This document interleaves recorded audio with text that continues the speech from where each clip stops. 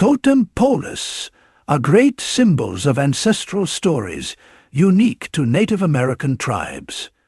At first sight, anyone will agree that they carry profound spiritual connection and artistic expression. In this video, we will deeply examine the careful carvings and symbolic narratives etched into these majestic structures and their importance to native cultures. Kindly give us a like and subscribe to this channel for more astonishing videos. To begin with, totem poles are beautiful structures created by various indigenous cultures, primarily in North America, with rich cultural and spiritual significance. These impressive carvings are typically composed of large, vertically stacked wooden logs, adorned with well-detailed carvings, paintings, and symbolic representations. They are usually carved from western red cedar or other durable woods, ranging from a height of 1 foot to over 100 feet high. Typically, totem poles consist of a series of stacked figures, often representing animals, humans, and supernatural beings. The carvings on a totem pole do not signify deities deserving of worship. Rather, they symbolize the special traits and characteristics associated with each clan or narrative they depict. The genesis of totem poles can be traced back to the indigenous peoples of the Pacific Northwest, primarily the Haida, Tlingit, Coast Salish, and Kwakwaka'wakwa tribes. The term totem itself is derived from the Ojibwe word odudum, meaning his kinship group. Totem poles emerged as unique artistic expressions, evolving over centuries from simpler forms to the elaborate and towering structures we recognize today. The arrival of Europeans in the 18th and 19th centuries had a strong impact on the construction, cultural significance, and survival of totem poles in indigenous communities. This historical period marked not only a transformation in the materials and techniques used to craft these iconic structures, but also posed threats to their very existence. European traders introduced new materials and carving tools made of iron and steel, which were quickly adopted by indigenous carvers in creating delicate art on totem poles. This cultural exchange initiated a stylistic evolution, with indigenous artists incorporating new motifs and even European-inspired elements into their totemic art. However, this era also brought forth challenges that jeopardized the survival of totem poles. The 19th century implementation of assimilation policies, notably the Indian Act in Canada, further intensified the challenges faced by indigenous communities. The ban on the potlatch ceremony, an important ritual for the erection of totem poles, disrupted the cultural fabric of indigenous societies. This ban not only curtailed communal celebrations, but also led to the displacement of totem poles from their original locations. The consequences of the potlatch ban were profound. Totem poles were confiscated, dismantled, or left to decay as the communal ceremonies that once accompanied their erection were suppressed. European collectors and museums seized the opportunity to acquire totem poles, often through questionable means. These artifacts were uprooted from their ancestral lands and transported to museums and parks worldwide, robbing them of their cultural context. Sadly, totem poles, once integral to indigenous communities, became artifacts of fascination for collectors worldwide, further disconnecting them from their original cultural context. The lifting of the potlatch ban in 1951 marked a crucial turning point for indigenous communities.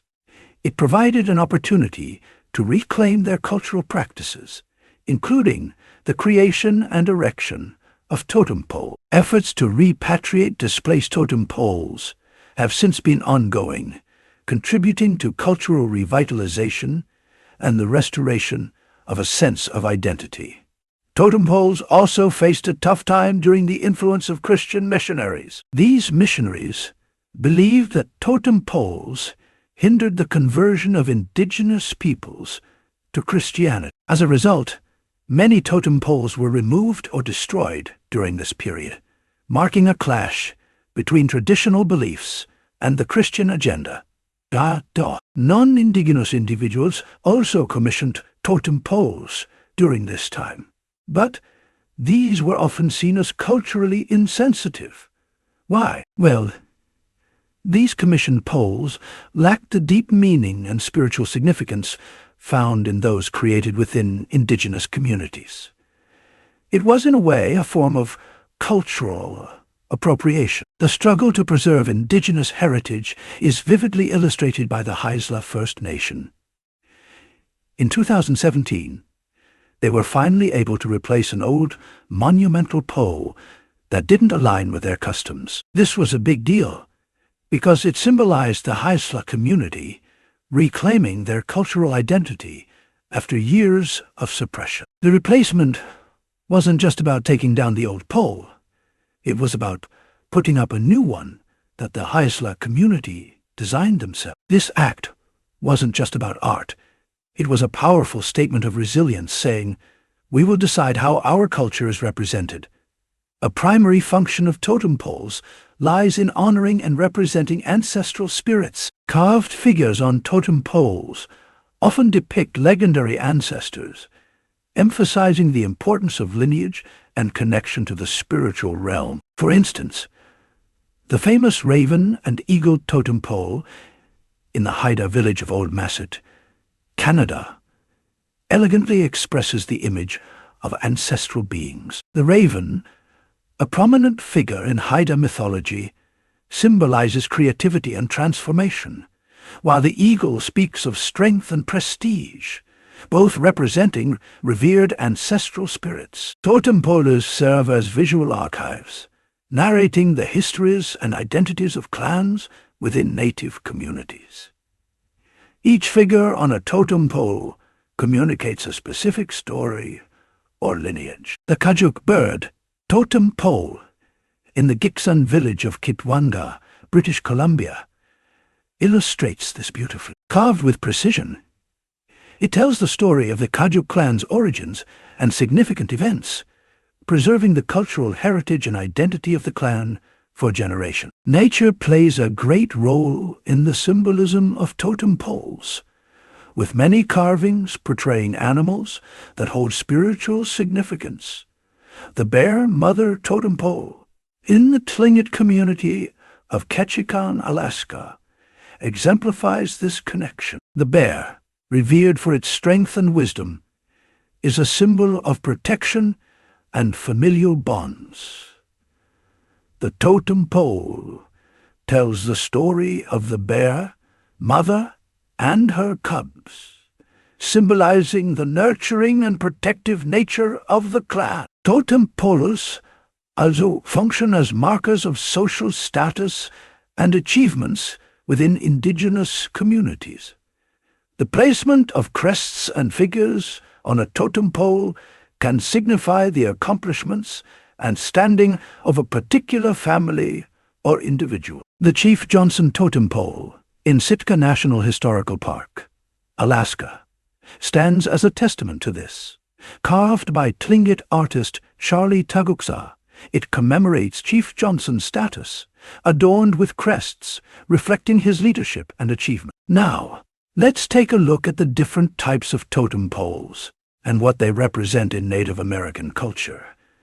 First is the clan totem poles, with roots that can be traced back through generations. Deeply embedded in the cultural fabric of indigenous communities, these majestic poles serve a crucial purpose to visually chronicle the lineage, achievements, and spiritual connections of a particular clan. Carved with precision and adorned with symbolic figures, animals, and crests, clan poles are a testament to the artistic prowess and storytelling traditions of their creators. Every carved element on a clan pole carries profound meaning. Animals represent ancestral spirits, each with its unique significance. Eagles usually symbolize strength and vision, Bears may embody courage, and whales may signify wisdom. Other animals used include the raven, which is associated with transformation, change, and intelligence. Wolves signify loyalty, family, and intelligence. Wolves are often seen as guardians and pathfinders. Also, owls signify wisdom, intuition, and the unseen. Owls are often associated with knowledge and spiritual guidance. The arrangement and combination of these symbols create a visual language that communicates the stories and values cherished by the clan. The pole becomes a dynamic tapestry, alive with symbolism and heritage. Beyond the physical realm, clan poles forge spiritual connections. They are believed to serve as conduits between the earthly and spiritual realms, linking the living with their ancestors. As the wind whispers through the intricately carved figures, it is said to carry the voices of those who came before, fostering a sense of continuity and unity within the clan. Clan poles are communal endeavors, often crafted collaboratively by skilled carvers within the community. The process of creating a clan pole strengthens communal bonds, involving shared stories, collective decisions, and a sense of pride in preserving cultural heritage. Once erected, the pole becomes a visual marker, proudly proclaiming the presence and identity of a specific clan within the broader Indigenous community. Second is the mortuary pole, also known as memorial or grave poles, which serve as poignant markers for the resting places of the deceased. Within Indigenous cultures, death is not merely an end, but a transition, and these poles act as conduits between the earthly realm and the spiritual one. Carved with meticulous detail, they become vessels for representing the lives, achievements, and spiritual journeys of those who have passed on. The primary purpose of mortuary poles is to honor individuals who have passed away, typically of high status or significance within the community. These totem poles are often placed in cemeteries or burial grounds, becoming enduring markers that transcend time, telling stories of lives well lived. One striking example of a mortuary pole is the Tanu pole, located in the village of Massa. This remarkable piece of art was crafted by Christian White, a master carver of Haida heritage. The Tanu pole stands as a testament to the rich cultural practices of the Haida people, illustrating how mortuary poles serve as both artistic expressions and spiritual conduits. Mortuary poles often incorporate crests, animals, and symbols that hold specific meanings within the cultural context of the community. These symbols may represent the individual's clan, accomplishments, or spiritual affiliation. Through the skilled hands of carvers, these symbols come to life, telling a visual story that transcends words. Third is the house frontal pole, which is quite elaborate. House frontal poles are not mere decorations. They are symbols of prestige and status within Indigenous communities. The height and intricacy of a pole often denote the family's standing, reflecting their contributions, achievements, and societal roles. These poles are like storytellers made of wood. They have carvings that show the family's history and important events. You might see animals or symbols that mean something special, like a bear for strength or a raven for change. Each carving, without a doubt, unfolds a chapter in the family's story. Another interesting form of totem pole is the shame pole. Shame poles are like public billboards made of wood, but instead of advertising products, they call out individuals or even organizations for wrongdoing within a community. Think of them as cultural expressions that mix justice with art. Now, here's the twist. These poles aren't meant to stay forever. They go up to embarrass and criticize, but they also come down when the person or company makes things right. Take the Cordova shame pole, for example. It had the face of a big-shot businessman from an oil company. Why? Because the community believed the company owed them for the mess caused by an oil spill in Valdez, Alaska. This carved pole became a symbolic way of saying, hey, you need to own up to what you did. But here's where it gets interesting. The pole isn't a life sentence. Once the oil company settles its debt or takes steps to fix the environmental mess, the shame pole comes down. This whole shame pole thing isn't just about pointing fingers. It's about giving people or companies a chance to make things right. It's a bit like a timeout, but instead of punishment, there's a chance for redemption. Away from the popular types of totem poles, let's examine the artistic techniques behind the creation of these stunning poles. Totem pole carving is a sacred craft, passed down through generations, embodying cultural traditions and spiritual practices. Different tribes have their way of carving, and it's usually something done by men. The women sometimes join in too. Totem carvers start learning their craft when they're young, and it's considered an important role in the community. Each tribe has its style. Some carve around the pole, while others carve out the back. Artisans use various tools like chisels to shape and sculpt cedar logs into delicate figures.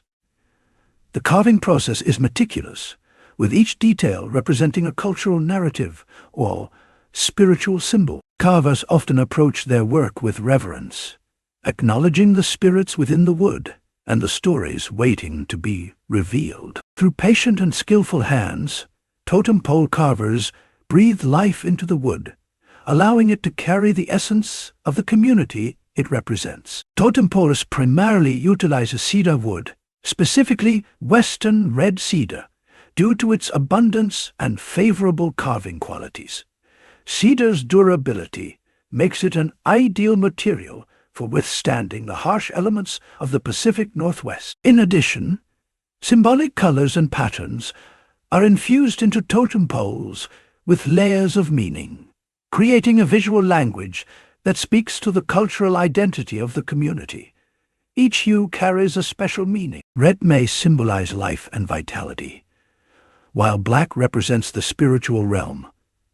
Popular artists like Ellen Neal and Mungo Martin not only carved beautiful totem poles, but also wanted people to know about this special art. They made smaller models to sell and recreated old totem poles for museums, sharing the beauty and meaning behind each carving. Nowadays, carvers from the Northwest Coast travel far and wide, creating big totem poles for museums, companies, and private collectors all over the world. This helps spread the art and understanding of native cultures beyond their traditional homes.